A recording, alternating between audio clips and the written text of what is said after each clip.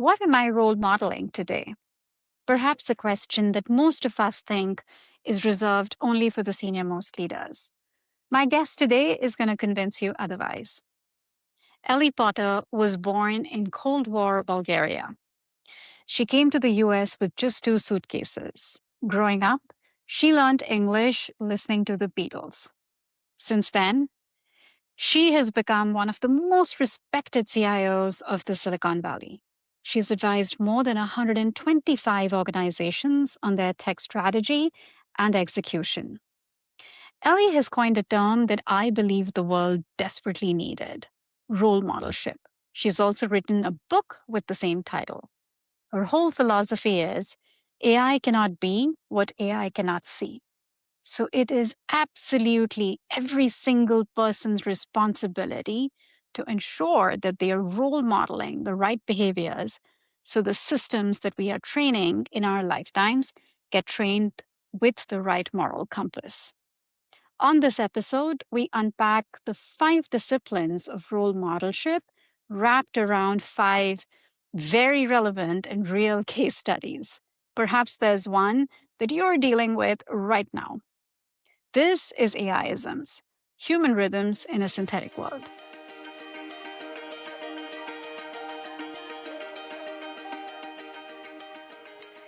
Ellie, welcome to AI-isms. I am so excited to have you on this show. I think I met you just a few weeks back, maybe 4 or 5 weeks back. And ever since, I've been just trying to manifest in my head, when am I going to have Ellie on my show? Thank you so much for being here. Thank you. Thank you. Super excited to be here. Ellie, I'm going to get right into it. I feel like role modelship is giving vocabulary to something that the world desperately needed. Tell us the origin story of role modelship and where the concept came to you, and tell us a little bit about your book. Yeah, absolutely. So I came to this country with 2 suitcases and a dream. I learned English from the Beatles. So one of my passions is making up new words. And so early in my career and my life, my husband used to correct my English to make sure that the words I say are the correct words. And there's still expressions I don't know. But through this passion about language, I always wondered about the leadership literature because there's a lot of focus on how to be a leader, and there's very little emphasis on how to be the example of what you want people to replicate in the world. And so that's kind of this idea behind role modelship. And the spark really happened at an event when I observed a complete act of kindness. 2 individuals met, they formed a company, became a great partnership. And it was one of those chance event and meetings, and it really was super inspiring. So you never know what the universe is going to give you. I actually want to anchor to just the deep thought that you went through, like the process of very deep thinking that you came through to really, like, as I turn the pages, there's pearls after pearls of wisdom. There's, the moment where multiple things connect and you have an insight. I felt like you had so many moments of insight in the book. So Yes. to me, what was most fascinating was, of course, knowing your history and who you are, and then coming through this journey, but then presenting to the world these really beautiful insights. I'm going to read one out that I Yeah. loved. And you said, managers direct reports, leaders inspire followers, but role models engineer identity and magnify the future. I mean, we use some of those words so interchangeably, and that depth of thinking and the calibration that you bring in that sentence, I was like, I've been hit by lightning. So help me explain the difference with The each of difference. those across each of those words. Yeah, so the process is all about pattern recognition and synthesis. So I've been a leader and a manager for many, many years. And I want to say the way you create these books is through living the life, living the experience. So it's not like, the muse gave me some inspiration, obviously, but it's that lived experience. So I always try to, because I coach a lot of companies, a lot of leaders, I always try to explain things to people that they can immediately do something about. And so we ask people in interview questions. It's a typical question. What's the difference between a leader and a manager? Yeah. And even senior executives can't really describe that. So the way I explain it is, if you think of leaders as the visionaries, the strategy, and they really focus on the why we do something, and then what we do. So the why and the what. And then the managers come in and they focus on the how and the when. Yeah. Well, what's the gap? The gap is the who. And that's where this concept of identity engineering, and I'm not talking about the technical terms of identity management, I'm talking about the human identity engineering. So who does that? There's some overlaps. Managers do a little bit of that, leaders do a little bit of that, but it's really the role models, because what they give you is, you look up to them and you say, I want to be like you. So they help you with your identity. And they're kind of the North Star of what great looks like and what possibilities out there. And you know, in storytelling, people hear the story of, if they can do it, I can do it. Yeah. And they become the bright light that everybody wants to follow. I have so many, I feel like I could completely take this podcast off track and start telling you stories about my role models and hearing about yours. But I'm actually going to move us along and bring us right back to today, the age of AI. I loved the distinction that you provided and the criticality of the who.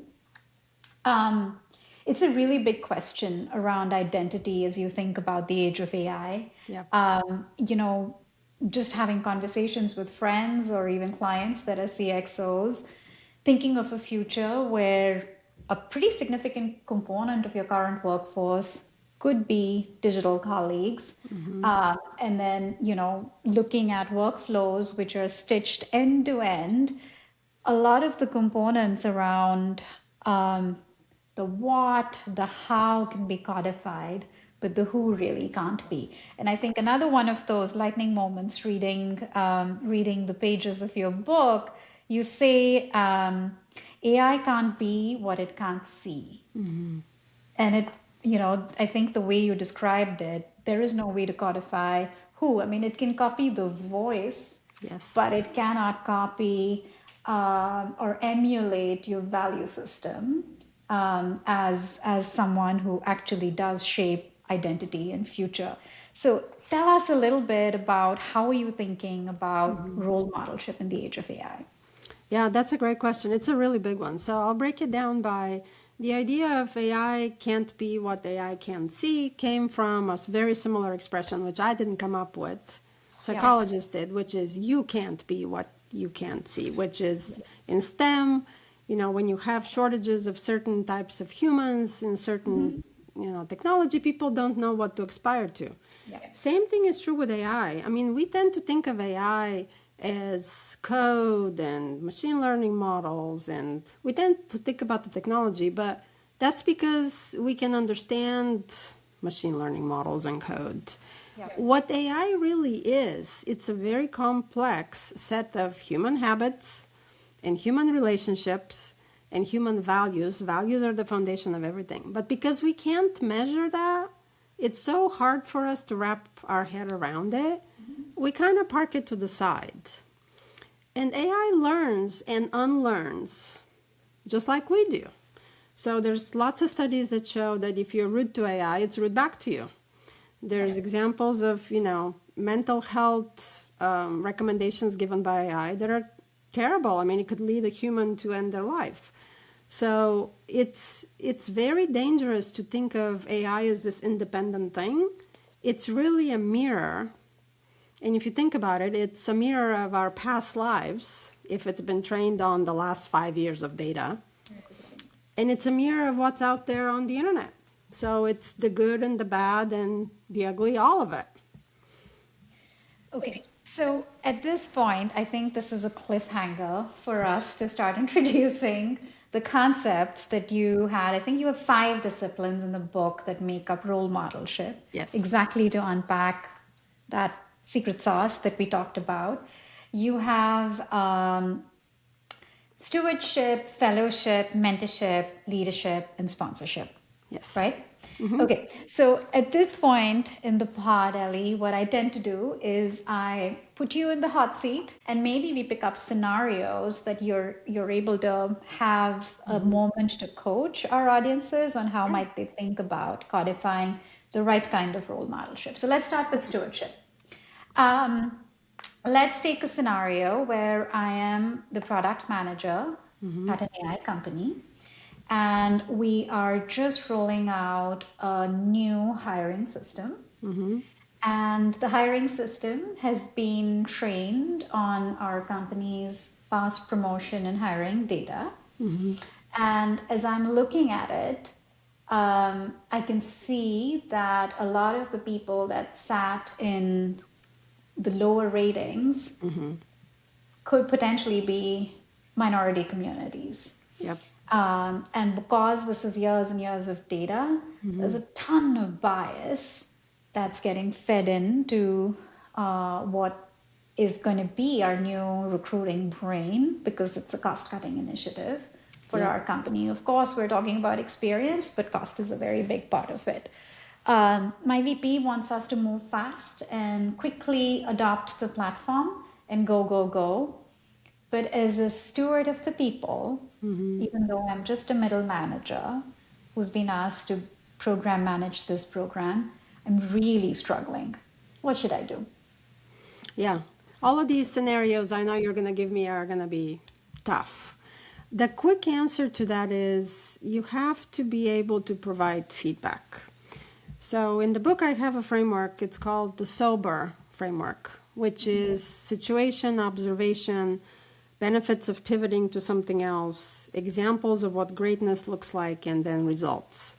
Or you can think of it as working backwards from, obviously you don't want these results or you wouldn't be concerned. What are great results that you want to see? And then how do you communicate that? And the communication is tricky because that's where human relationships come in. So if you have a great relationship with the people you're talking to, you may be able to bring this up in a meeting. It also depends on the culture of the company. If the culture is not conducive to this being brought up in a meeting, you bring it up in a one-on-one. The point is you don't stay silent, because stewardship is about owning not just your character and your results, but also leaving the world better than you found it. And you have a responsibility to speak up. And it takes a lot of courage. It Takes takes a a lot lot of of courage. courage to be a steward. And I think, as much as this is about role modelship, I felt that it's also allyship. Like, I felt braver when I see someone in the corner of the room that's going to back me up when I say something that no one wants to hear. So, Yeah, well, the biggest change with AI is all of these things that we used to consider DEI initiatives. yeah. They're no longer DEI initiatives. They're now product. And it's a product that all of us are going to live with. So anything related to what people used to call them soft skills. Oh, yeah, this is the Department of HR. Yeah. It's no longer that. It's part of the product and part of what our future world is going to look like. Okay. All right. Case number 2. I'm going to bring you to fellowship.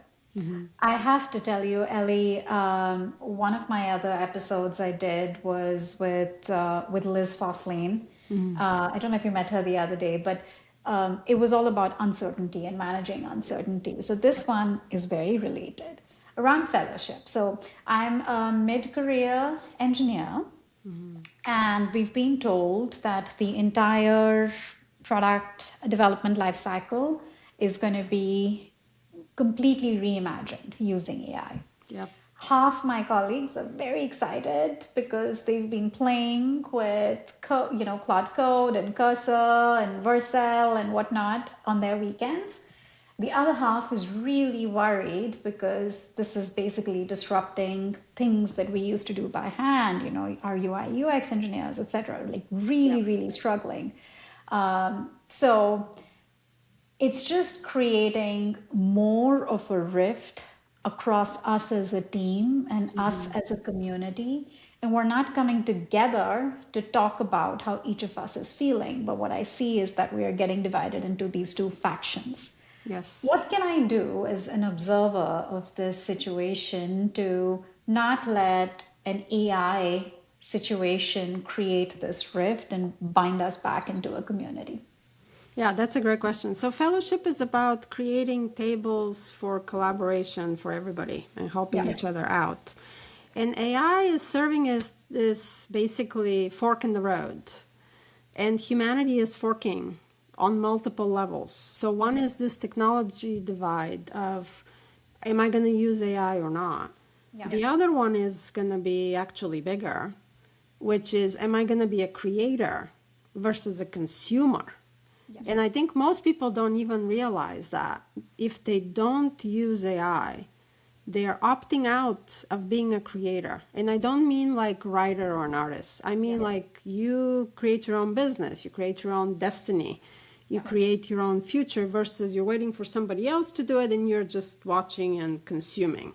Yeah. Every time I coach somebody, when I position it that way, it immediately clicks because it's not a technological choice. It's a future destiny choice. So if the leader is not creating this environment or tables for collaboration, anybody can do it because fellowship and role modelship is not about the title. You don't have to have authority. You just pull people together, super informal, let's have lunch, let's have a chat. How do we feel about this? And then as a team, because there's strength in numbers, they can go together to leadership and say, hey, we have some ideas of what we would like to see. Can we work on this together? Yeah. Can you adopt me as one of your mentees? Absolutely. I'm happy to help, but you don't need Listening to it. you, and I'm like, oh my God, this is gonna get me out of bed at 4 and start coding. Okay, so moving to the next one, I really do like those first two around stewardship and fellowship, and the fact that it's not about your role, it's not about your title, but it's your state of being, it's what you stand for, and anyone can start to demonstrate those behaviors so that the world around us learns it. Okay, mentorship and sponsorship. I love the distinction between these two. So I am the VP of a product company, and we take mentorship very seriously. And we're just rolling out a new product, AI powered product, that matches mentors and mentees. And it shows similarity in our career paths, and it shows similarity in maybe some of our personality traits. If, there's our system has strengths training, our strengths data, etc. It's matching based on all of those factors. And it's doing a really good job of matching mentors and mentees. What it's not doing, though, is doing anything about sponsorship. Yes. The product is trained to basically guide the mentor on how to coach someone and the mentee to ask the right questions and get the best out of the mentorship experience. What the product doesn't do is guide the mentor on who deserves to be sponsored, Right. which is a very, very big distinction. So, how might we be more intentional about sponsorship in addition to mentorship, Yeah. especially when it comes to product led programs? Yeah, that use case is really tough because the gap between mentorship and sponsorship is really big. It's a much bigger gap than managers and leaders, for example. Yeah. And the reason for that is mentorship is more about knowledge transfer, which now you can get it from AI. There are very few mentors out there that encourage their mentees to be better than them, which is the overlap with sponsorship, is when a mentor says, you know what, you can have a future much brighter than me, and I will help you. So that's kind of the overlap. Sponsorship is when somebody puts their name and their reputation and their relationship with everybody else on the line to say, this person should be in this room. And it typically happens when the individual is not in the room. And people's brands are really established when they're not in the room and somebody is speaking about them. So not everybody is willing to do that. It's a question of risk. And within a company, it's actually easier. It's harder when you think about cross companies and large events, in the industry and even cross industry. Because that capital of your brand and your reputation could be impacted by something as simple as the individual they recommended didn't follow through on something. Right? Let alone if they are unethical or they commit a crime, or because you don't know how far they can take it. It's like saying that the sponsor uses a reputational chip, like it's my reputation. I'm putting my reputation's chip on the line to support this individual. Any guidance, just a second question on that one, Ellie, on how might organizations think about codifying more sponsorship-like behaviors across their leaders? What I've seen work is really pairing the two.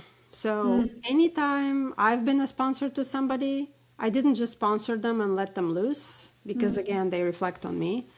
I continued to mentor them through the process. So if I've sponsored somebody for a job, I'll check in. If they're not very good with follow through, I'll check in and say, hey, how's it going? Do you want to have a quick conversation? Because my job is to make them successful, right? I think the challenge is companies think of these two disciplines as completely independent when they're not. And if companies really took a little bit more time, because the matching process in mentorship programs is not reputational based. You get a complete stranger, there can be even no chemistry, right? In sponsorship, chemistry is super important. And it's not just aligning on your values, it's aligning on where you are in your current life and what your current priorities are. And sometimes it's as simple as, do you have a similar hobby or do you have kids? It's so much more than just work. That these programs that are just based on a few parameters can't really capture it. I couldn't agree more. It's really personal. It's like I am committed to the cause because it's my choice to sponsor someone. I hear you. Okay, last one. I promise this is the last one. Leadership. I'm the CEO of a company and my organization is going through this really major AI transformation. We're pushing really hard to bring down costs and drive growth and, deliver on the promise of AI. And I was presenting at a recent town hall and a fairly young employee raised her hand and asked me, this is all great, but what are you doing personally to learn AI and adopt it in your own life? And I didn't have a really good answer. And I felt in that moment that I was really exposed as a leader. How should I think about this situation and what AI is doing to my leadership? Yeah, it took a lot of courage for that person to ask, especially, in a room full of people. It's a lot of courage. It gives you two things. So first, it gives you a mirror. So that question serves as the mirror to say, am I really exemplifying what I'm describing? It kind of shows you the gap between strategy and actions or between words and actions.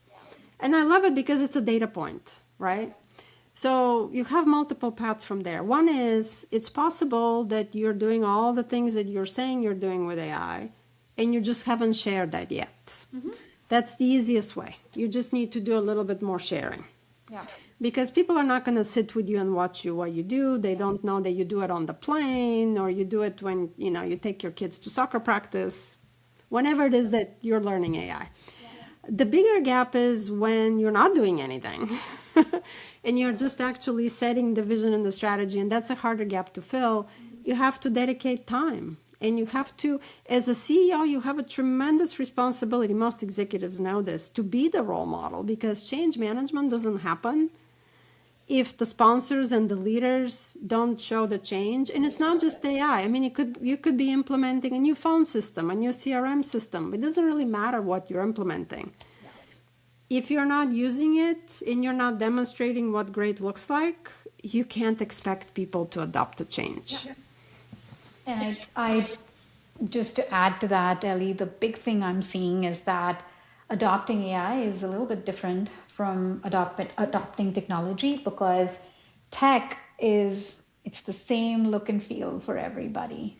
But AI mixed with our consciousness could produce its own unique output, right? And so I feel like the metacognition needed for leaders to actually go in and play with it and see what it does and see what it produces honestly gives them conviction to lead an AI-based program. Otherwise, it's just a business case. Yes. It's not a full change. I couldn't agree more. Yeah, I completely agree with that. And I think it takes a lot more effort. So the upfront kind of cost is higher. But the other thing, there's a lot of studies now that it's making people actually dumber. So prolonged use of AI, you're going to stop thinking. And there's a generation, I have teenagers, I tell them their brain is so fragmented, TikTok and everything, you know, with the tiny little slices of time, that they have no focus to sit down and write a book like this, because they saw me going through this journey of the 10 whiteboards and they're like, wow, how do you have the patience to do this work for like endless amount of time? My brain is wired differently. I'm not fragmented to the 2 milliseconds. Clearly, this is a conversation at every dinner table. But the conversation my boys and I have is, what is a good use of AI and what is not? Like, if you are to write an essay, you need to do the first draft. You need to think about it and apply, and this needs to be human-led. But if you're researching, you know, which sports camp to get to, sure, use AI to it, you know, as AI first. So we talk a lot about AI first versus human first. Okay, all right. 4 amazing case studies across your 5 dimensions. Let's see if we can harvest the distilled insights, Eli, which I call AI-isms. Let's maybe break it into 2. What would your top sort of advice or AI-isms be for recipients of AI? So I work in a company, I'm receiving what my leadership is driving in terms of AI programs and policies, etc. How can I be a better role model? Yeah, I would say be braver, because this is all about change. And DABDA, the stages of grief, denial, anger, bargaining, depression, acceptance, the faster you can move through those phases to actually experiment and be super comfortable in the messy middle, because everybody is experimenting with everything right now. That's the biggest advice, because if you're staying on the sidelines, you're not wiring your brain, you're not wiring other humans and AI to be role models, and you're going to be left behind, because people will adopt that. The other thing, as we mentioned a little bit earlier, is diversity is no longer an HR problem. It's a product problem. So become the steward of data that is not biased, and also kind of check your biases as you're working with AI, because everybody's so focused on efficiency. It's not about efficiency. It's about, is AI making the world better for the next generation of humans? That was a mic drop moment right there. Super well said, Ellie. Okay, let's flip it. And if I am the leadership of a company that is coming through an AI journey and we're going, what can I do as the leader to be a better role model in the age of AI? I think the biggest epiphany that leaders that went through the journey of the book with me was they realized how much influence they had on other people and how influenceable they were themselves. So when they realized that, they started asking the question of, what am I role modeling today? What am I role modeling today? And when you do that, your behavior will change with humans and with AI. And it sounds really simple. It's really hard to do because they already have a full plate. There's so many things going on. But AI is watching. Humans have been watching all along. Now AI is watching too. Just on that note, you reminded me just talking about the leaders that you spoke with. There are more than 200 stories about role modelship. My gosh, I'd love to be a fly on the wall or on the 10 whiteboards rather, to learn a little bit more. But Ellie, which was one of those stories from the book that really surprised you? It wasn't actually the stories in the book because the book was around patterns and really validating that this concept is going to resonate and that it makes sense for leaders to adopt it. It was the stories after the book. So I had one 5-year-old that attended with his parents one of the book signing events, and on the weekend after asked his parents, what is a role model? Am I a role model? I was very surprised. I did not expect 5-year-olds to even understand what I'm talking about.